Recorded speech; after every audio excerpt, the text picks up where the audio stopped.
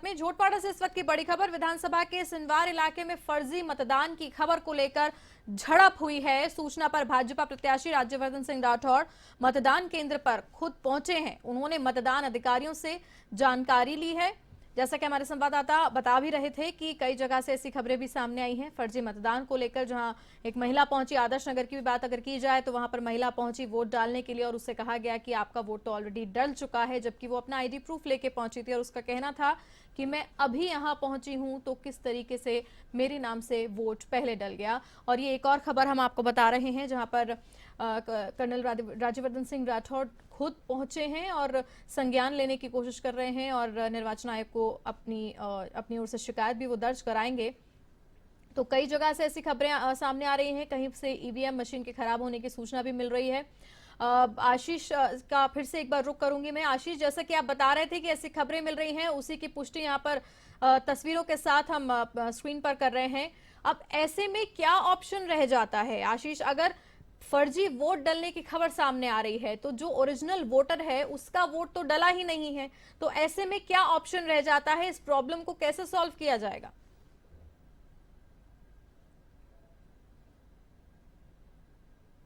बिल्कुल भारती, यहाँ पर जो आप चित्र में देख पा रहे होंगे, कर्नल राज्यवर्धन सिंह राठौड़ जो कि केंद्र में मंत्री रह चुके हैं और जयपुर ग्रामीण से सांसद हैं और इस बार विधायक का चुनाव लड़ रहे हैं। झोटवाड़ा सीट से ये चुनाव लड़ रहे हैं।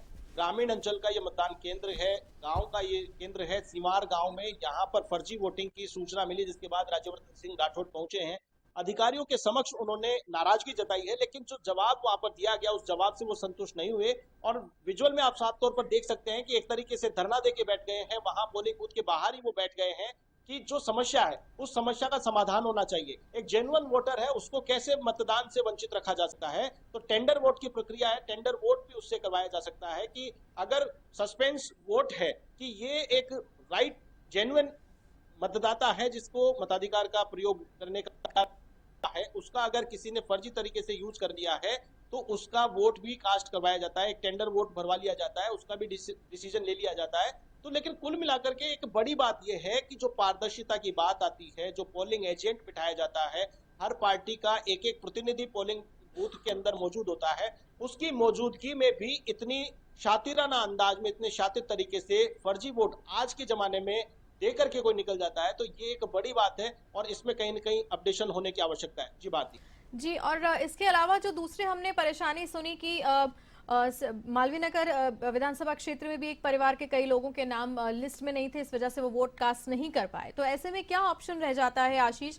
क्योंकि ये बहुत अजीब बात है कि लगातार जहां वो रह रहे हैं वहां से हर बार वो अपना मत डालते हैं, वोट कास्ट करते हैं और इस बार उन्हें अपना मत देने से वंचित रख दिया जाता है। तो ऐसे में क्या उनके पास क्या ऑप्शन रह जाएगा? और ये बेहद निराशाजनक भी है आशीष।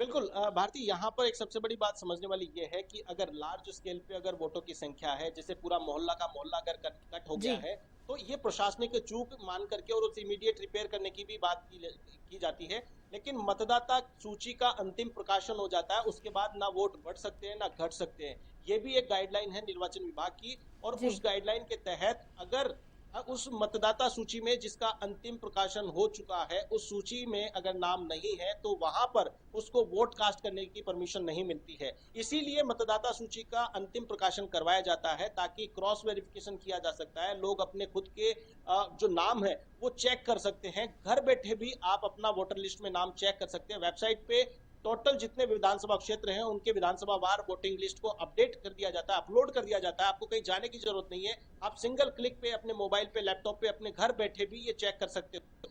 अगर इस प्रकार की कोई चूक हुई है, उस चूक का कौन जिम्मेदार है, उसको सजा मिल सकती है, उसको कारण बताओ नोटिस मिल सकता है, उसको उसके खिलाफ एक्शन लिया जा सकता है। लेकिन इस चुनाव में इमीडिएट उनको वोटिंग का अधिकार मिल जाए ये संभव नहीं है, क्योंकि स्मॉल क्वांटिटी में अगर वोटर्स हैं तो प्रशासन भी उतना गंभीरता से नहीं लेता।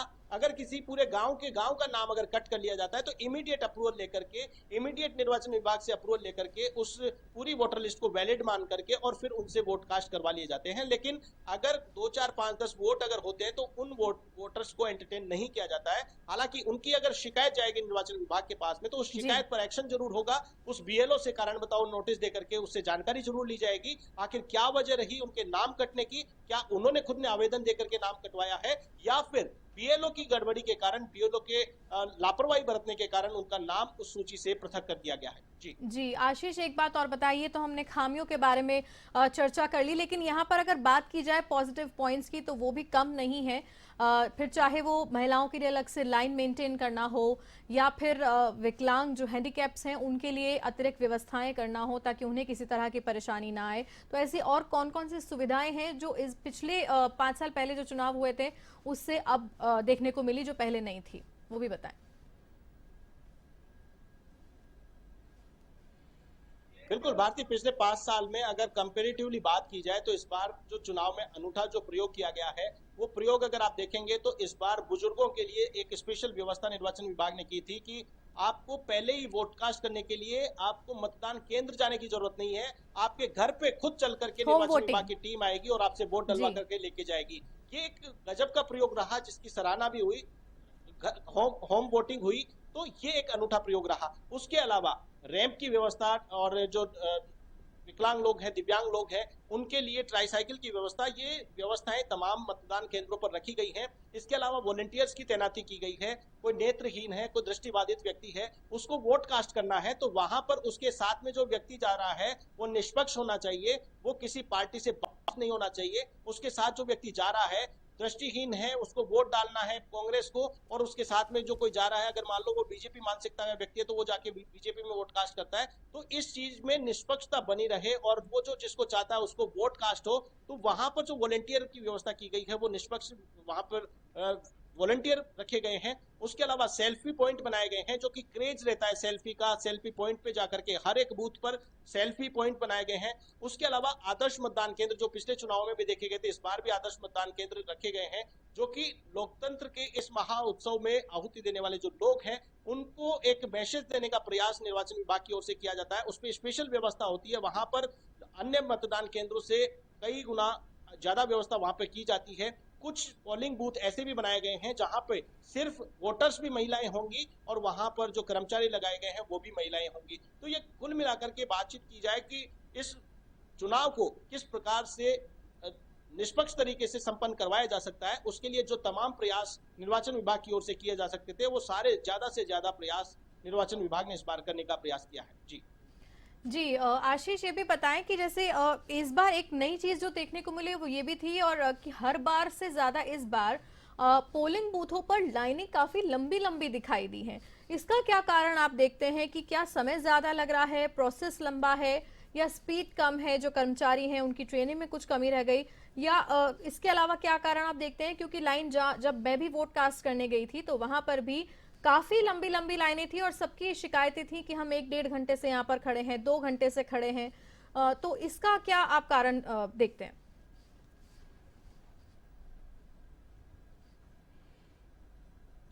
बिल्कुल भारती, ये जो टाइम लगने का जो शिकायत आ रही है उसका एक बेसिक रीजन ये भी है कि अब की बार और पिछली बार भी वीवीपैट मशीनों की संख्या बढ़ा दी गई है। मैक्सिमम जो बूथ है वहां पर वीवीपैट मशीनें लगा दी गई है। आप जब वोट कास्ट करते हैं, वोट कास्ट करने के बाद में आपको वीवीपैट मशीन पास में दिखती है। उस वीवीपैट मशीन पे आपने जो क्लिक किया है, जो शिकायतें आती है कि मैंने वोट डाला, किसी को चला गया, किसी को काउंट, किसी को हो गया, इस बात से मुक्ति पाने के लिए, यहाँ पर निष्पक्षता बनाए रखने के लिए वीवीपैट मशीन लगाई गई है। जैसे ही आप वोट कास्ट करते हैं, आपने जिस भी पार्टी को वोट कास्ट किया है या निर्दलीय प्रत्याशी को किया है, तो उसका जो सिंबल है, जो उसको सिंबल अलॉट किया गया था, वो सिंबल की पर्ची छप करके और आपको स्क्रीन पे दिखेगी और वो पर्ची उसमें स्टोर हो जाएगी। और जब मतगणना होगी तो मतगणना के दिन रैंडमली इन वीवीपैट मशीनों में से कुछ एक मशीनों का मिलान करा लिया जाता है कि जिस बूथ नंबर पे वीवीपैट मशीन में जो जितने वोट डाले गए हैं उतने वोट की वो पर्चियां काउंट की जाती है कि वो उतनी पर्चियां हैं कि नहीं है। और उन पर्चियों में जो सिंबल है वो सिंबल कितनी संख्या में है और मशीन जो काउंटिंग बता रही है वो काउंटिंग कितनी है। तो ये जो प्रोसेस है ये एक एडिशनल प्रोसेस है जिसके कारण जो टाइमिंग है, वोट कास्ट करते आपने जाते बटन दबाया, बटन दबाते आप फ्री और बाहर निकल सकते हो, लेकिन आप बटन दबाओगे, बटन दबाने के बाद भी आपको कम से भी कम 10 से 15 सेकंड का समय मिलेगा जो आपको वीवीपैट मशीन पे आपको वो पर्ची दिखेगी, उस पर्ची को आप देखोगे। अगर आप इमीडिएट वहां से हट जाते हो तो दूसरा कोई भी व्यक्ति वोट कास्ट करने आएगा, वो देख सकता है कि आपने किसको वोट किया है। तो वहां पर वो व्यक्ति तब तक जगह नहीं छोड़ेगा जब तक उसका वोट कास्ट करने के बाद में उस पर्ची में जो उसको दिखा है वो नीचे नहीं चला जाता है। एक निश्चित समय के बाद उनको पोलिंग पार्टियों को टाइमिंग दी गई है, एक निश्चित समय के बाद में अगला जो वोट कास्ट होगा उसके लिए उसको अप्रूवल दी जाती है, उसको आगे प्रोसेस किया जाता है। तो जो रूटीन जो टाइमिंग होता था पहले जो चुनाव होते थे उनमें और अब में बेसिक डिफरेंस तो ये रहा। उसके अलावा मतदाता जागरूकता की बात करें तो 7 बजे से वोटिंग शुरू की गई। जो भी लोग नौकरी पेशा लोग हैं, कोई व्यापारी है, कोई दुकान पे जाना चाहता है, हर व्यक्ति की एक मानसिकता थी कि सबसे पहले मैं वोट डाल देता हूँ, बाद में भीड़ लग जाएगी, बाद में मेरा नंबर नहीं आएगा, मैं सबसे पहले वोट का काम निपटा करके और फिर मैं मेरे काम पे निकलता हूँ। तो जो सुबह का समय था वो काफी लोगों के लिए रोचक समय था और लोग इजी गोइंग घरों से बाहर निकले। और हमने देखा कि ग्रामीण अंचल में भी महिलाओं ने सब काम बाहर छोड़ दिया। तो ये कहीं ना कहीं जागरूकता को लेकर के भी एक साइन करता है कि मतदाताओं में जागरूकता आई है और लोग वोट के प्रति अब लापरवाह नहीं है। पहले के जब जमाने में चुनाव होते थे तो लोगों को घरों से निकाल के लेके जाना पड़ता था, प्रत्याशियों को मिन्नतें करनी पड़ती थी कि चलिए घर से बाहर चलिए, गाड़ियां लगाई जाती थी उनके लिए, गाड़ियों में बैठा बैठा करके पोलिंग बूथ तक लोगों को ले जाया जाता था। लेकिन आज लोग खुद साधन संपन्न भी है और मानसिकता बदल चुकी है और मैंडेट देने की हर एक आदमी इच्छा रखता है कि मेरे एक वोट से मैं सरकार चुनने वाला हूं। इसीलिए वो आदमी खुद घर से निकल करके बाहर जाता है और खुद स्वेच्छा से जाकर के मतदान केंद्र तक पहुंचता है। आप अगर कंपैरेटिवली जब देखेंगे पिछले विधानसभा चुनावों से लेकर के कंपैरिजन करेंगे तो लगातार आपको दिखेगा कि ग्राफ बढ़ता जा रहा है, बढ़ता जा रहा है, पोलिंग परसेंटेज लगातार बढ़ता जा रहा है। और इस बार का 2023 का जो चुनाव है ये भी इतिहास रच सकता है, ये भी कोई अतिशयोक्ति नहीं होगी।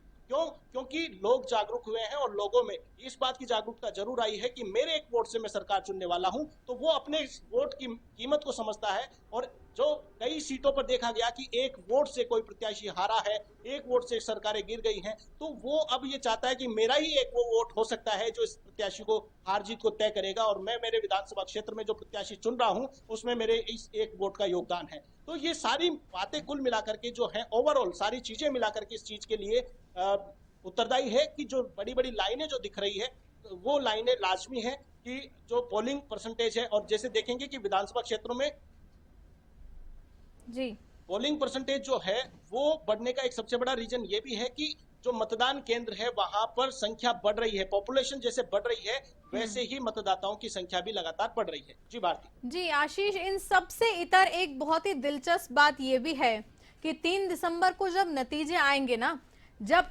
उस वक्त जब जो हारने वाली पार्टी है वो जीतने वाली पार्टी पर यह आरोप जरूर लगाएगी कि ईवीएम मशीन से छेड़छाड़ की गई है। इस पर आप क्या कुछ कहना चाहेंगे?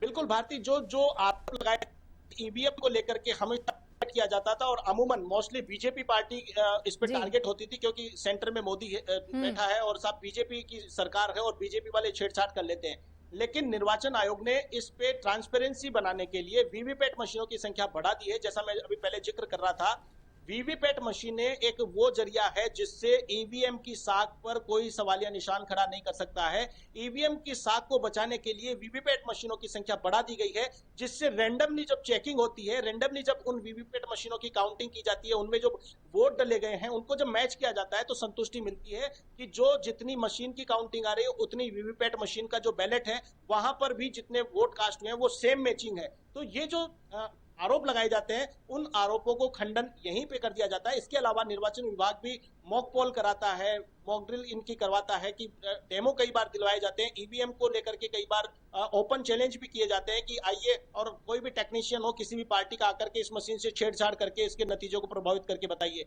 तो चुनावी जो आरोप प्रत्यारोप के दौर हैं वो तो लगातार हमेशा लगते ही रहेंगे, उनको कोई रोक नहीं सकता। लेकिन टेक्निकली अगर बात करें तो अभी तक कोई इस प्रकार का ठोस कोई रीजन नहीं आया। जी आशीष, और अगर बात की जाए तो इस वक्त 5 बजने को है, 6 बजे तक मतदान होने को है। क्या कुछ इस वक्त लेटेस्ट अपडेट है वोटिंग परसेंटेज को लेकर? एक बार बता दें कितना और बढ़ा है और क्या उम्मीद है कि लास्ट तक कितना जाएगा ये?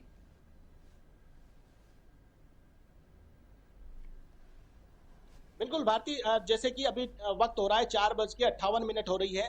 5 बजे का फाइनल डेटा कलेक्ट किया जाएगा। कंट्रोल रूम तक जब ये डेटा पहुंचेगा तो मान के चलिए कि ये जो डेटा है ये जंप करेगा, और अब जो अंतिम दौर है 5 बजे से लेकर के 6 बजे तक का जो वक्त होगा, उस वक्त में पोलिंग परसेंटेज काफी हाई होने वाला है। और जो सोच के चल रहे हैं कि 74% जो 2018 में पोलिंग परसेंटेज गए था उससे क्रॉस ये जाने वाला है, क्योंकि 3 बजे 55% मतदाता, लगभग आधे राजस्थान के मतदाता अपने मताधिकार का प्रयोग कर चुके थे।